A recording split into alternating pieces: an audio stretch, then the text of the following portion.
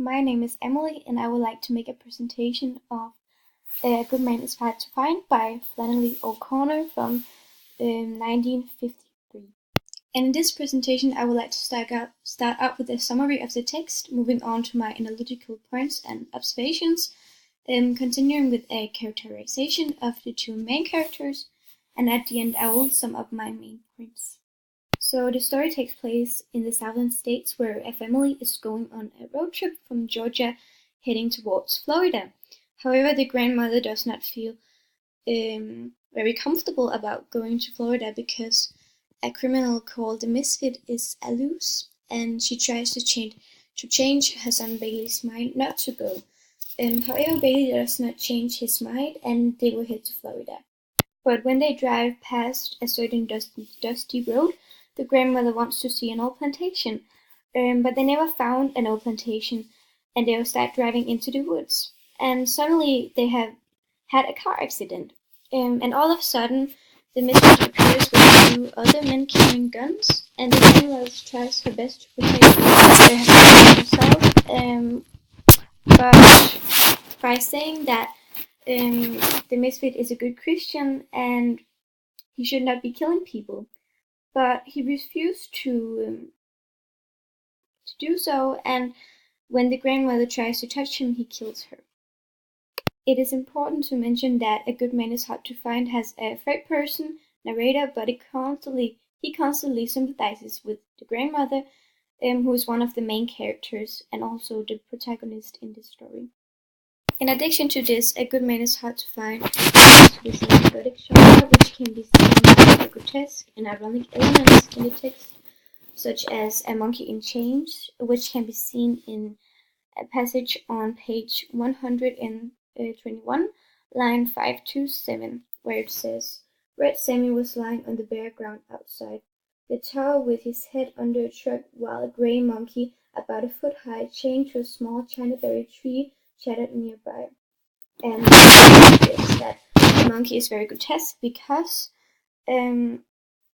of this very grotesque way of describing a monkey in change, and the fact that it is change, and also the monkey appearance gives a strange element to this text because the author brings a changed monkey into a normal setting, which makes the reader wonder and find it strange. And also the way of describing Red Sammy with his khaki trousers and his stomach and splitting red face is also a way of describing a human being. Moreover, the children's behavior is also very grotesque, because when they have had a car accident, June Star says something that is grotesque, which can be seen on page 125, line 17 to 18, where it says, But nobody's killed, June Star said with a disappointment as the grandmother limped out the car. The grotesque thing about this passage is that June Star almost finds it disappointing that nobody gets hurt or killed, which is not normal to say with a disappointed voice in this situation.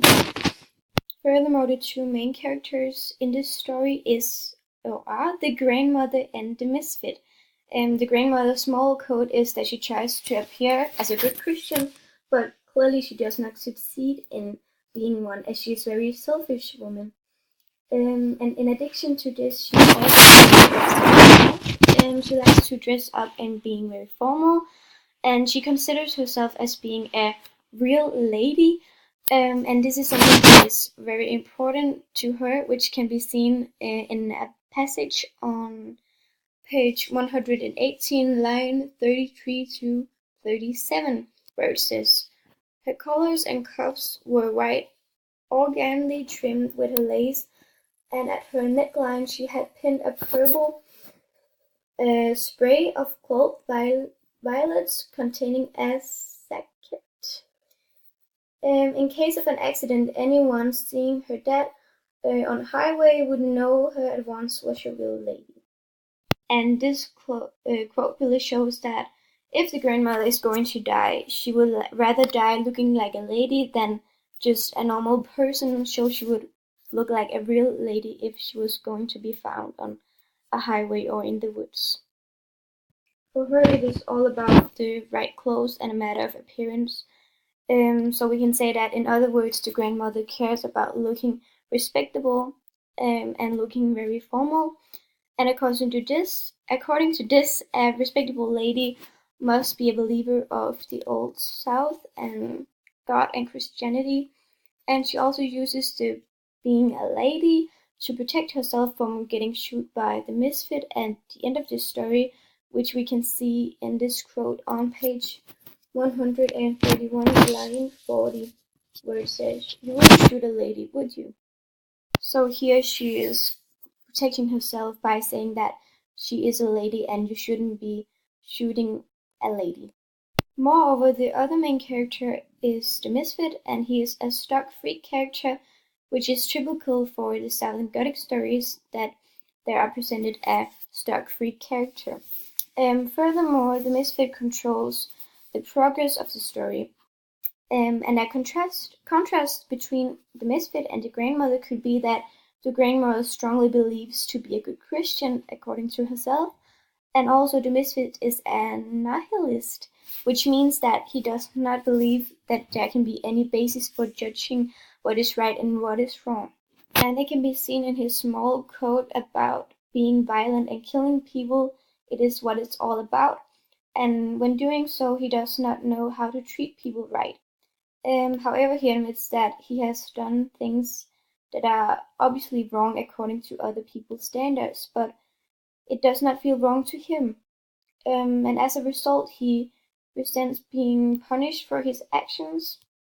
And furthermore, there's an indication of change in the grandmother in connection with her hat, which can be seen in a quote on page 128, line 22-32, where it says, "The grandmother reached up to adjust her hat brim as she were going to the woods with him, but it came off hand. She stood staring at it, and after a second she let it fall on the ground." So it's clearly indicated that she does not care about her own appearance anymore, anymore like before the accident, where she cares a lot about her appearance. She lets go of her superficial and vain ways. And this indicates a change of heart, as it shows that the grandmother is in fact a round character. And moreover, we see agent of grace in connection to the two main characters. The misfit threatens the family, and this is an action of grace because it results in a change of the grandmother and a change of a better heart. As such, it can be said that the misfit triggers a moral change in the grandmother, and he is the grandmother's agent of grace. The grandmother realizes what is important in life, and that Christianity matters when she, on page 132, line 42 to 44 says, "Why are you one of my babies? You're one of my children." So she believes in God and starts to see the good in all people because all people are children of God. And when she has a gun pointed at her head and her life is at risk, is when she becomes a better woman and a better Christian, because she starts to see what is really important. And to sum up the main points, a good man is really hard to find. However, the grandmother learns that to become a good Christian, you have to let go of the superficial and vain ways of acting and start to see the good in all people. In this story, it can be seen that Agent of Grace can have a good influence on people. It makes the grandmother realize what is really important and who is good and who is bad in life.